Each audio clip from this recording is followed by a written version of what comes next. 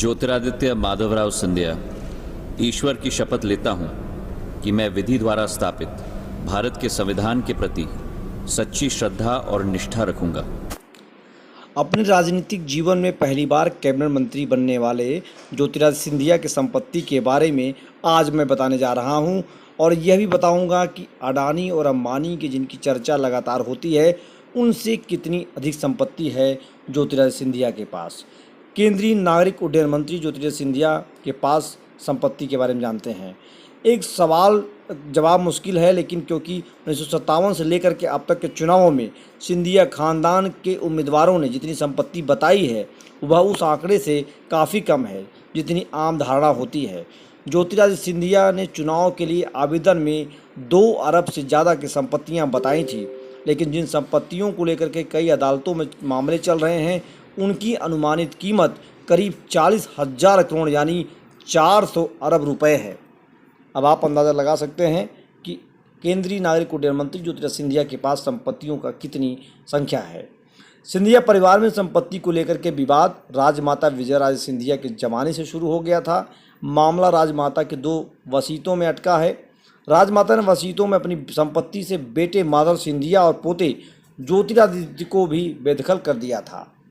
इसका एक हिस्सा उन्होंने अपनी 3 बेटियां उषा राजे, वसुंधरा राजे और यशोधरा राजे के नाम कर दिया था। अपने जीते जी माधवराव अदालती मामले लड़ते रहे। अब ये काम ज्योतिरादित्य सिंधिया कर रहे हैं। दूसरी ओर ज्योतिरादित्य की 3 बुआ हैं।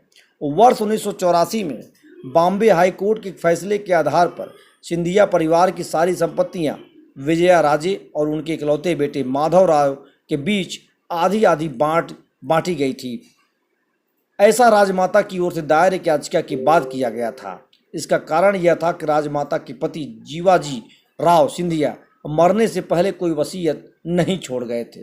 राजमाता और माधवराव के बीच संपत्तियों को लेकर के मतभेद हुए तो कोर्ट ने यह व्यवस्था कर दी थी। लगातार हम आपको इस मसले पर इनकी सारी जानकारियां लाने का प्रयास कर रहे हैं। साल 1990 में माधवराव सिंधिया ने ग्वालियर कोर्ट में याचिका दायर कर सिंधिया राजवंश की सभी संपत्तियों का अकेला वारिस होने का दावा किया। ये मामला अब तक कोर्ट में लंबित है।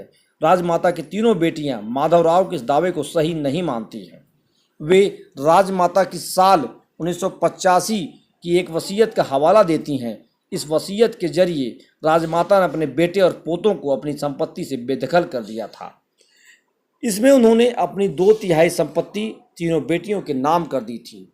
बाकी 1/3 हिस्सा एक ट्रस्ट के जरिए चैरिटी के लिए था। राजमाता की पक्षकार वकीलों ने वर्ष 2001 में एक दूसरी वसीयत भी अदालत में पेश की थी। इसमें राजमाता ने अपनी पूरी संपत्ति तीनों बेटियों के नाम की थी। अदालतें इन्हीं वसीयतों के बीच में चल रही हैं, वैधता की जांच कर रही हैं। इस बात की संभावना कम है कि मामले का जल्द ही निपटारा हो सके। उषा राजे, वसुंधरा राजे, यशोधरा राजे तीनों आसानी से संपत्ति पर अपना अधिकार छोड़ने को तैयार नहीं दिख रही हैं। नहीं ज्योतिरादित्य सिंधिया मामले में पीछे हटने को राजी हैं। इतना जरूर है कि तमाम मतभेदों के बावजूद दोनों में से कोई भी पक्ष संपत्ति विवाद की सार्वजनिक चर्चा नहीं करता है। तो ये संपत्ति की बात है। 400 अरब जो अभी नहीं बताई गई है और 2 अरब की संपत्ति की बात उन्होंने खुद चुनाव आयोग में बताया है। तो इतनी संपत्ति किसी के पास इस समय बड़े बड़े उद्योगपतियों के पास भी नहीं है जितनी माधवराव सिंधिया के बेटे ज्योतिरादित्य सिंधिया के पास है।